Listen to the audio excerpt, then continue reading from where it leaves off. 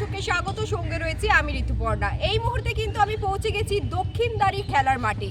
আজকে কিন্তু এখানে দিব্যাং ওয়ারিস ক্রিকেট অ্যাসোসিয়েশন অফ বেঙ্গলের পক্ষ থেকে একটি খেলার প্রদর্শনী অর্থাৎ প্র্যাকটিসের আয়োজন করা হয়েছে। তার কারণ হচ্ছে যে দক্ষিণদ্বারী খেলার মাঠে তারা সবসময় প্র্যাকটিস করে থাকে, আর আগামী দিনে তারা বেঙ্গল দিব্যাং ওয়ারিস ক্রিকেট অ্যাসোসিয়েশন এবং বিহার দিব্যাং ওয়ারিস ক্রিকেট অ্যাসোসিয়েশনের একটি টুর্নামেন্টের ম্যাচের আয়োজন করা হয়েছে।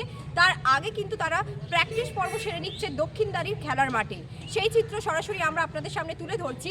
তো এবারে কথা না বাড়িয়ে আমরা কিন্তু কথা বলে নেব দিব্যাং ওয়ারিস ক্রিকেট অ্যাসোসিয়েশনের কোচের সাথে। তো প্রথমে আপনাকে চ্যানেল 24 এর পক্ষ থেকে স্বাগত। আমি দিব্যাং ওয়ারিসের ফাউন্ডার, আমাদের আলাদা এখন এই ব্যাপারটা দেখছি। তো আমি অভিজিৎ বিশ্বাস। তো আমাদের অ্যাসোসিয়েশন ওয়েস্ট বেঙ্গল দিব্যাং ক্রিকেট অ্যাসোসিয়েশন, আমরা লাস্ট 3-4 বছর ধরে কাজ করে চলেছি কন্টিনিউ। রিসেন্টলি আমাদের বাংলার সঙ্গে খেলা হলো এবং সামনে আমরা বিহার এবং বেঙ্গলের সঙ্গে একটা প্ল্যান করছি দুটো টি20-এর জন্য।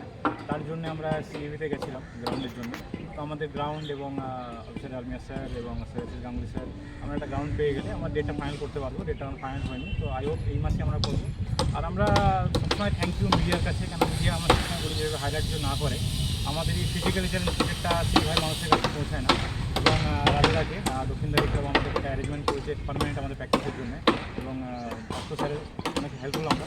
তো আমাদের এই ক্রিকেটটা যারা মেনলি অর্থোপেডিক তারা এটা খেলে, আর আমাদের অ্যাসোসিয়েশন কন্টিনিউ এটা এইভাবে কাজ করে চলেছে যেন ওয়েস্ট বেঙ্গলের সব জায়গায় আমাদের প্লেয়াররা আছে।